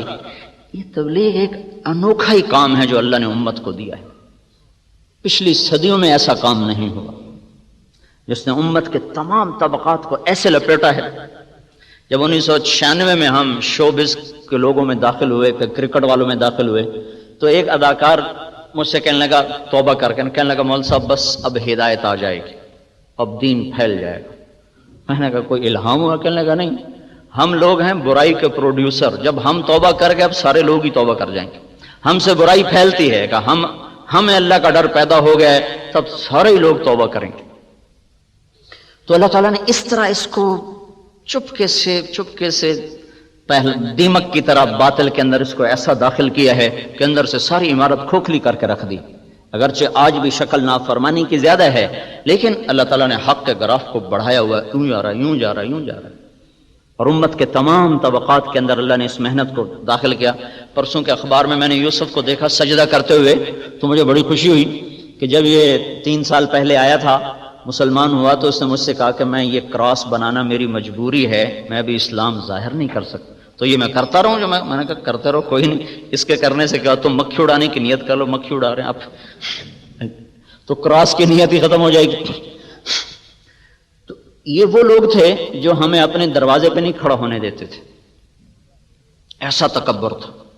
جب میں پہلی دفعہ سعید انور کے گھر گیا تو کوئی میرے خیال ہے 1.5-2 کروڑ تو صرف اس کے پورچ میں کھڑا ہوا تھا. ایسی عجیب و غریب قسم کی گاڑیاں. تو اتنی چھوٹی عمر میں اتنا رزق بھی مل جائے، عزت بھی مل جائے تو تکبر تو آپ ہی آ جاتا. ان لوگوں میں ایسے دین کا پہنچنا اور ان کا دین کی طرف آنا یہ ایک آسمانی نظام ہے. اس کے پیچھے کوئی انسانی طاقت کوئی نہیں ہے. یہ اللہ کا اپنا غیبی نظام ہے جس نے زیر و زبر کرنے کا ارادہ کر لیا ہے باطل قوتوں کو. تو اللہ کی سنت یہ ہے کہ آہستہ آہستہ لاتا ہے، آہستہ آہستہ بات کو اللہ تعالیٰ اوپر چڑھاتا ہے. تو تمام طبقات انسانیت میں اللہ نے اس محنت کو داخل کیا ہے. تو آپ بھائیوں کی خدمت میں گزارش ہے اپنے تحقیقاتی کاموں کے لیے وقت نکالو. جہاں اچھے بیج تیار کرنے وہاں اچھے انسان بھی تیار کرنے ہیں. یہ ادھورا کام ہو. ہم امت محمد صلی اللہ علیہ وسلم ہیں، ہماری ذمہ انسان بنانا بھی ہے، خود بھی انسان بننا ہے، اوروں کو بھی بنانا ہے، اور انسانیت کے لیے سہولت کی راہوں کو بھی ہموار کرنا ہے. اپنے شعبے کے ساتھ بھی انصاف اور انسانیت کی بھی خدمت کرنی ہے. ان کو بھی اللہ کے قریب کرنا ہے. وہ احسان عظیم ہے. دنیا میں تبلیغ سے بڑا ویلفیئر کا کام کوئی نہیں ہے جو دیکھنے میں کچھ بھی نہیں نظر آتا، لیکن یہ وہ ویلفیئر سوسائٹی ہے جو انسانوں کو جہنم سے ہٹا کر جنت کے راستے پر ڈال